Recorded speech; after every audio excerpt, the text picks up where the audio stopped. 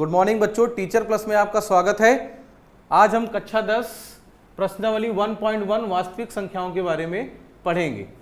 अब वास्तविक संख्या पढ़ने से पहले सबसे पहले क्लास 9th में हमने कुछ संख्याओं के बारे में और पढ़ा था। जैसे हमने वहां पर पढ़ा था प्राकृतिक संख्याएं,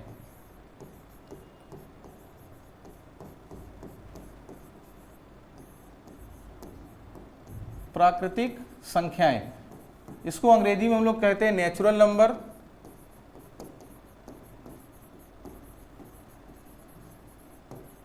नेचुरल नंबर्स।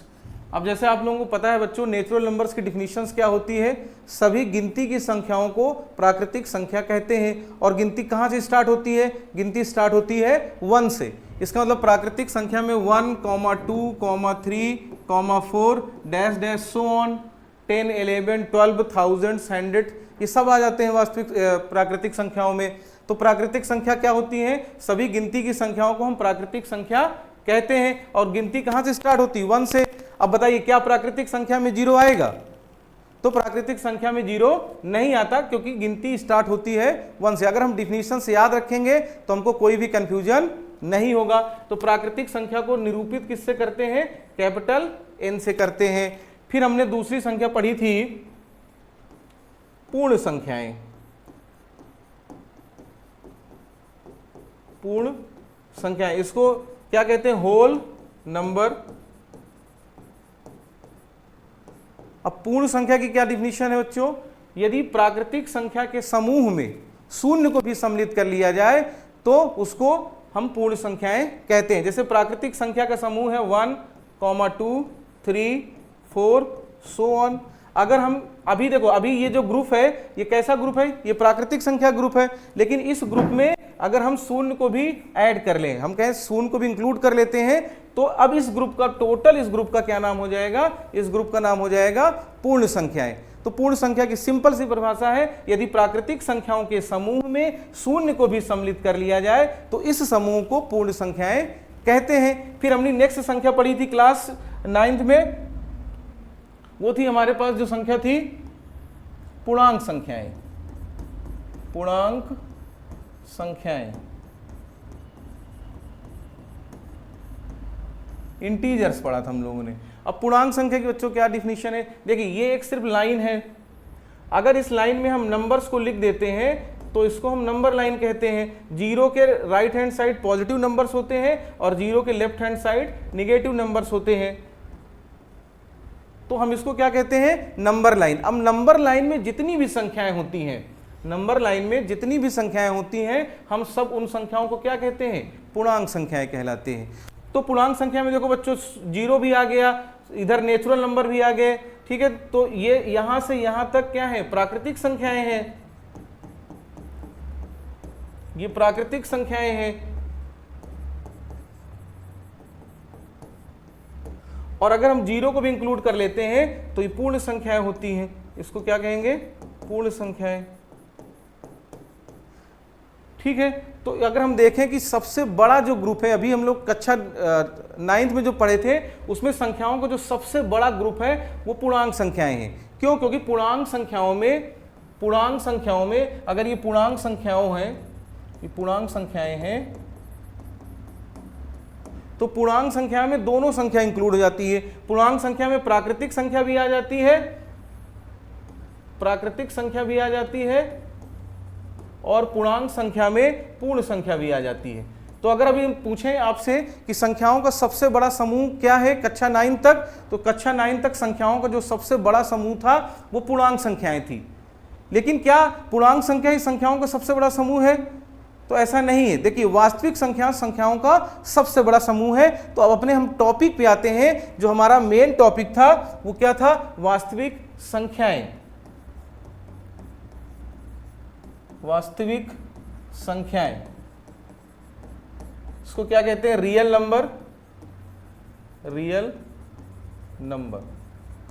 अब बच्चों, वास्तविक संख्याएं क्या होती हैं?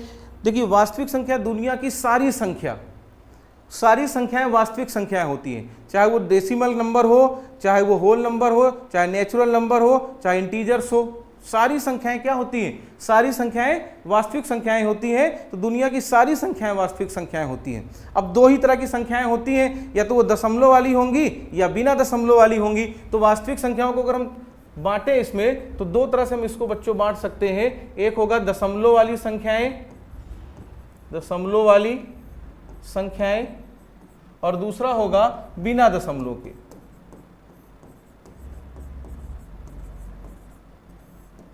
अब बिना दशमलव वाली में कौन कौन संख्याएं आती हैं, जितनी हम लोगों ने पढ़ा था सारी पूर्णांक संख्याएं इसमें आ जाती हैं। 0, 1, 2, 3, -1, -2, -3, ये सभी संख्याएं क्या हो जाती है, बिना दशमलव वाली, जिसको हम क्या कहते थे, पूर्णांक संख्याएं, पूर्णांक संख्याएं। और दशमलव वाली संख्याओं में क्या होती हैं, दशमलव वाली संख्याएं बच्चों दो तरह की हो जाती हैं। एक होती है शांत दशमलव, शांत दशमलव, और दूसरी संख्याएं होती हैं अशांत दशमलव, अशांत दशमलव।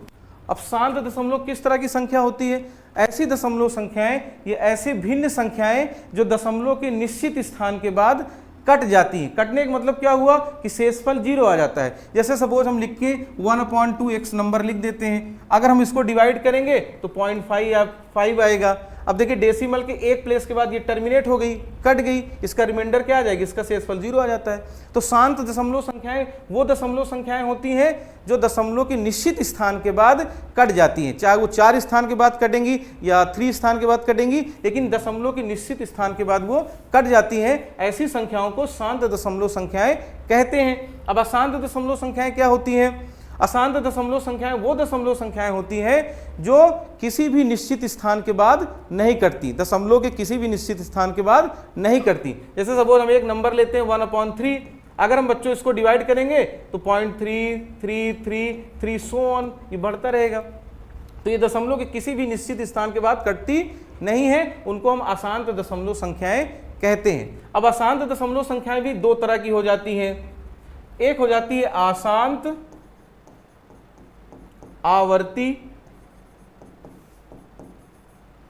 और दूसरी संख्या होती है अशांत अनावर्ती। अशांत अनावर्ती क्या है, जैसे नाम से पता चल रहा है अशांत, तो अशांत मतलब ये हो गया कि वो दशमलव के किसी भी स्थान के बाद नहीं कटेंगी। लेकिन आवर्ती मतलब ये होता है बच्चों कि फिर वो दशमलव के स्थान के बाद रिपीट होती है, मतलब डेसिमल के बाद वो कुछ संख्याएं क्या होती हैं, रिपीट होती हैं। जैसे सपोज मैंने अभी एग्जांपल लिया था 1/3, तो 1/3 को डिवाइड करते हैं 0.333 सो ऑन।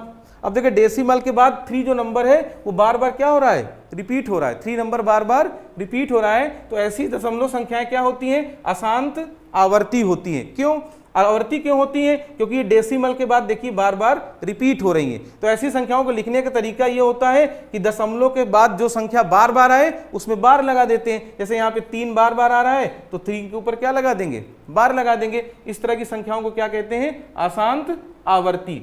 अशांत अनावर्ती कैसी संख्याएं होती हैं जो दशमलव के किसी स्थान के बाद नहीं कटती और रिपीट भी नहीं होती हैं, वो बार बार आती भी नहीं है। उसमें कौन सी संख्या आती है, जैसे पाई आ जाता है, उसमें वर्गमूल के अंदर जितनी भी संख्याएं होती हैं सब अशांत अनावर्ती होती हैं, लेकिन एक शर्त होती है बच्चों कि उसका पूर्ण वर्ग ना बनता हो। जैसे वर्गमूल 2 अशांत अनावर्ती है, वर्गमूल 3 अशांत अनावर्ती है, लेकिन वर्गमूल 4 ये अशांत अनावर्ती नहीं है, क्योंकि इसका पूर्ण वर्ग बन जाता है और इसका वर्गमूल कितना आता है, 2।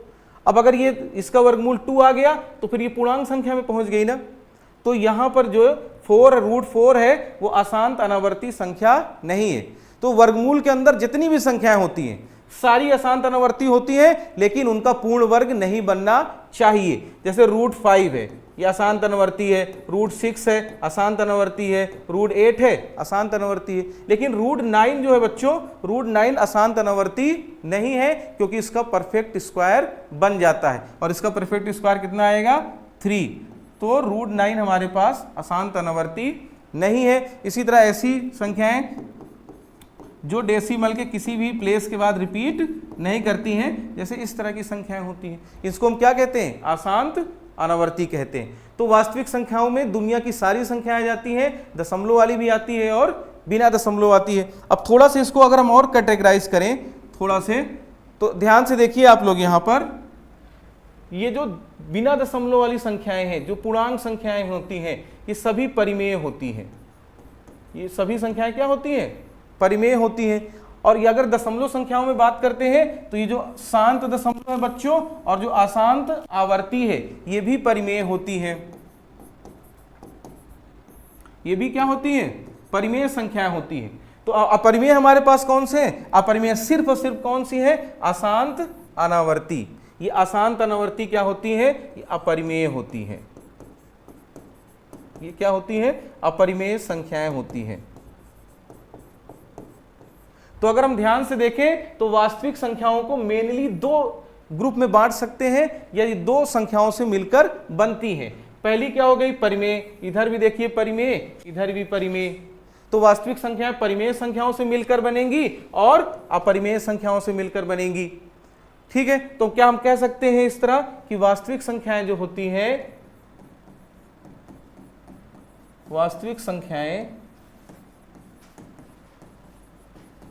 तो वास्तविक संख्याएं बच्चों मेनली दो चीजों से या दो संख्याओं से मिलकर बनती हैं, परिमेय संख्याएं और अपरिमेय संख्याएं। अपरिमेय संख्याएं। अगर हम एक बहुत बड़ा बैग ले लें वास्तविक संख्याओं का, ये वास्तविक संख्याओं का बहुत बड़ा बैग है, तो इस वास्तविक संख्याओं के बैग में परिमेय संख्या की बच्चों आ जाएगी और इसमें अपरिमेय संख्या भी आ जाएगी। ठीक है, तो वास्तविक संख्या आप समझ गए। वास्तविक संख्याओं बेसिकली दो संख्याओं से मिलकर बनती हैं, परिमेय संख्या से और अपरिमेय संख्या से। अगर ये वास्तविक संख्या के एक बहुत बड़ा बैग है तो इस वास्तविक संख्याओं के बैग के अंदर परिमेय संख्याएं भी होंगी और अपरिमेय संख्याएं भी होंगी। तो अगर हम आपसे पूछें कि संख्याओं का सबसे बड़ा ग्रुप कौन सा है, तो संख्याओं का जो सबसे बड़ा ग्रुप है वो वास्तविक संख्याएं होती हैं। इसमें दुनिया की सारी संख्याएं आ जाती हैं। तो पहला टॉपिक हमारा ये है। दूसरा टॉपिक बच्चों हमारा ये है अंकगणित की आधारभूत प्रमेय। अंकगणित की आधारभूत प्रमेय। अब अंकगणित की आधारभूत प्रमेय बच्चों क्या कहती है हमसे? अंकगणित की आधारभूत प्रमेय हमसे कहती है कि किसी भी भाज्य संख्या को अभाज्य गुणनखंडों के रूप में लिखा जा सकता है। किसी भी भाज्य संख्या को हम अभाज्य गुणनखंडों के रूप में लिख सकते हैं, और ये जो अभाज्य गुणनखंड होता है ये अद्वितीय होता है। मतलब कोई संख्या है, जैसे सपोज हम मान लेते हैं 8 है हमारे पास, 8, तो 8 को अगर हम अभाज्य गुणनखंडों के रूप में लिखेंगे तो 2 इंटू 2 इंटू 2 दैट इज 2 की पावर 3। अब ये आधारभूत प्रमेय क्या कहती है? किसी भी भाज्य संख्या होगी, ये भाज्य संख्या है, किसी भी भाज्य संख्या को अभाज्य संख्याओं के गुणनफल के रूप में लिखा जा सकता है। और ये जो अभाज्य गुणनखंड है ये अभाज्य गुणनखंड अद्वितीय होता है। मतलब 8 का जो अभाज्य गुणनखंड होगा वो 2 की पावर 3 ही होता है। इसके सिवा दुनिया में कोई भी अभाज्य गुणनखंड इसका नहीं हो सकता है। जैसे सपोज हम एक नंबर और लेते हैं बच्चों 12, हमने 12 ले लिया। अब अगर इसका हम अभाज्य गुणनखंड करेंगे तो आएगा 2 इंटू 2 इंटू 3, 2 इंटू 2 इंटू 3। अब अंकगणित की आधारभूत प्रमेय क्या कहती है? किसी भी भाज्य संख्या को अभाज्य गुणनखंडों के रूप में लिखा जा सकता है, और ये जो अभाज्य गुणनखंड होते हैं ये अद्वितीय होते हैं। इसका मतलब 12 का जो अभाज्य गुणनखंड होगा वो 2 इंटू 2 इंटू 3 ही होगा। इसके सिवा दुनिया में इसका अभाज्य गुणनखंड कोई भी नंबर नहीं हो सकता। क्रम बदल सकता है, मैं इसको ऐसे लिख सकता हूं, ये फर्क नहीं पड़ता है, क्रम से कोई फर्क नहीं पड़ता है। लेकिन 12 का जो अभाज्य गुणनखंड आएगा वो 2 की पावर 2 इंटू 3 ही आएगा। ठीक है, कुछ बच्चे मुझसे पूछते हैं कि सर 12 को हम 4 इंटू 3 भी तो लिख सकते हैं।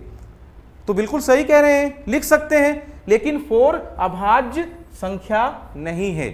इसलिए अभाज्य गुणनखंडों के रूप में अगर हमें व्यक्त करना है 12 को, तो हम ऐसे ही इसको बच्चों रिप्रेजेंट करते हैं, इसको ऐसे ही व्यक्त करते हैं। समझ गए? अब बच्चों को बड़ा कंफ्यूजन एक होता है कि सर अभाज्य संख्या और भाज्य संख्या के बारे में थोड़ा से बता दीजिए, तो मैं इसको क्लियर कर देता हूं, उसके बाद बच्चों हम लोग एक्सरसाइज शुरू करेंगे, ठीक है। तो इस चीज को भी थोड़ा से समझ लीजिए आप लोग।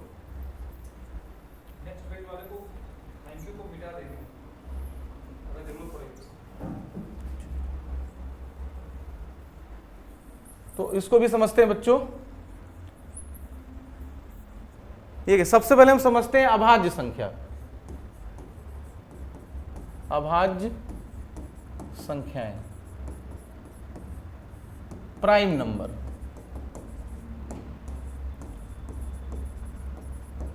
Prime numbers.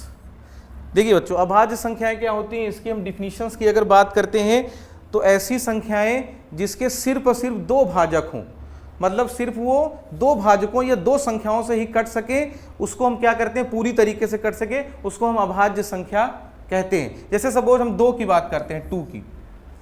अब देखिए 2 के सिर्फ और सिर्फ दो भाजक हैं, एक तो वो 1 से कटेगा और एक स्वयं से कटेगा। तो अभाज्य संख्या की डिफिनीशन अगर होती तो इसकी डिफिनीशंस क्या होती है कि ऐसी संख्याएं जिसके सिर्फ और सिर्फ दो भाजक होते हैं, वो पहला भाजक क्या होगा, 1 होगा और दूसरा भाजक वो स्वयं होता है। तो ऐसी अभाज्य संख्याओं को हम या ऐसी संख्याओं को हम अभाज्य संख्याएं कहते हैं। तो 2 के देखो, 2 के कितने भाजक हैं, 1 है और स्वयं है, इसलिए 2 कैसी संख्या है, अभाज्य संख्या है। उसी तरह 3 कैसी संख्या है, ये भी कैसी है, इसका एक भाजक 1 है और एक भाजक ये स्वयं है। तो 3 भी कैसी संख्या होती है, अभाज्य संख्याएं होती हैं। अब बच्चे 1 में कंफ्यूज जाते हैं कि सर 1 कैसी संख्या है, क्या ये अभाज्य संख्या है? तो देखिए 1 अभाज्य संख्या नहीं है। क्यों? क्योंकि देखिए ये 1 से तो कटती है और स्वयं से कटती है। तो बच्चे कहेंगे कि सर ये 1 से भी तो कट रही है और स्वयं से भी कट रही है। अब कोई संख्या बार बार 1 से ही तो कट रही है ना, तो इसका कितने भाजक है, इसके भाजक एक ही तो है। और अभाज्य संख्या की परिभाषा कितनी होती है कि कम से कम, मतलब सिर्फ और सिर्फ दो भाजक होने चाहिए। सिर्फ और सिर्फ कितने भाजक होने चाहिए, दो भाजक होने चाहिए। तो 1 हमारा अभाज्य संख्या में नहीं आता, 1 अभाज्य संख्या नहीं होती, क्योंकि इसके जो भाजक होता है सिर्फ 1 ही होता है। अब 1 को हम 10 बार लिख देंगे तब भी तो भाजक 1 ही रहेगा। तो 1 अभाज्य संख्या में नहीं आता, 2 जो है वो अभाज्य संख्या में आता है। ठीक है। अब बच्चे 2 में भी कंफ्यूज हो जाते हैं, वो कहते हैं कि सर 2 तो सम संख्या है। बिल्कुल सही है, सम संख्या है, लेकिन क्या जो सम संख्या होगी वो अभाज्य संख्या नहीं हो सकती? हो सकती है। हमारे डेली लाइफ में भी बहुत सारे रोल्स हम लोग करते हैं। जैसे मैं यहाँ टीचर हूँ, घर में कुछ और हूँ, मैं किसी का फादर हूँ, किसी का भाई हूँ। तो इसी तरह जो इसके भी कई रोल्स होते हैं। तो 2 यहाँ पर सम संख्या तो है ही, अभाज्य संख्या भी है। तो कभी हमारे पास यहाँ पे 2 क्वेश्चंस बनते हैं। वो 2 क्वेश्चंस क्या होते हैं बच्चों? पहला क्वेश्चन ये बनता है कि सबसे छोटी अभाज्य संख्या क्या है। तो सबसे छोटी अभाज्य संख्या जो होती है वो 2 होती है, सबसे छोटी अभाज्य संख्या। और दूसरा क्वेश्चन ये बनता है कि सम अभाज्य संख्या कौन है। तो सम अभाज्य संख्या भी 2 ही होती है। ठीक है। तो 2 हमारे पास सबसे छोटी अभाज्य संख्या है और 2 ही हमारे पास सम अभाज्य संख्या होती है। समझ गए बच्चों इस चीज को? फिर से मैं एक बार बता देता हूं, अभाज्य संख्याएं वो संख्याएं होती हैं जिसके सिर्फ और सिर्फ 2 भाजक होते हैं। पहला वो 1 से कटेगी और दूसरा स्वयं से कटती है। अब 9 में कंफ्यूज हो जाते हैं बच्चे कि 9 सर कैसी संख्या है। तो सिंपल से देखिए, 9 1 से तो कट रही है, स्वयं से भी कट रही है, लेकिन ये एक नंबर 3 से भी कट गई। तो इसके कितने भाजक हो गए? इसके 3 भाजक हो गए। तो 9 अभाज्य संख्या नहीं है, लेकिन 9 जो है वो विषम संख्या है, क्योंकि 2 से नहीं कटती है। तो बच्चे सोचते हैं कि जो विषम संख्या है वही अभाज्य होती, नहीं, ऐसा नहीं है। इसके देखो कितने भाजक हो गए बच्चों, इसके 3 भाजक हो गए। तो क्या ये अभाज्य संख्या होगी? नहीं होगी। अभाज्य संख्या की परिभाषा है सिर्फ और सिर्फ 2 होनी चाहिए, मतलब 2 संख्याओं से कटनी चाहिए। ठीक है। तो ये अभाज्य संख्या हमारे पास 9 अभाज्य संख्या नहीं है। अब बात करते हैं हम लोग बच्चों कि भाज्य संख्या क्या होती है। तो भाज्य संख्या की परिभाषा बिल्कुल सिंपल सी है कि ऐसी संख्याएं जिसके 2 से अधिक भाजक हों। जैसे सपोज हम ले लेते हैं अभी 4 ले लेते हैं। अब 4 के देखिए 1 से तो कटेगी, स्वयं से भी कटेगी, 2 से कट रही है। तो इसके भाजक कितने हो गए? इसके भाजक जो हो गए बच्चों, वो भाजक इसके कितने हो गए? 3। तो फिर ये अभाज्य संख्या नहीं है, ये कैसी संख्या हो जाएगी, भाज्य। तो 4 हमारी कैसी संख्या है, भाज्य संख्या है, क्योंकि इसके 2 से अधिक भाजक हैं। तो किसी भी संख्या के अगर 2 से अधिक भाजक हैं तो वो भाज्य संख्या कहलाती है। तो हमारा जो टॉपिक है, ये जो हमारी एक्सरसाइज है 1.1, उसमें हमें 2 चीजें पढ़नी थी, वास्तविक संख्याएं और अंकगणित की आधारभूत प्रमेय। ठीक है, हमें उम्मीद है कि आपको समझ में आया होगा। नेक्स्ट वीडियो में बच्चों हम एक्सरसाइज, पूरी एक्सरसाइज एक ही वीडियो में सॉल्व करेंगे। 1.1 एक्सरसाइज को हम पूरा सॉल्व करेंगे एक ही वीडियो में। ठीक है, हम आपसे वादा करते हैं कि हम इसको आपको कराएंगे। Thank you.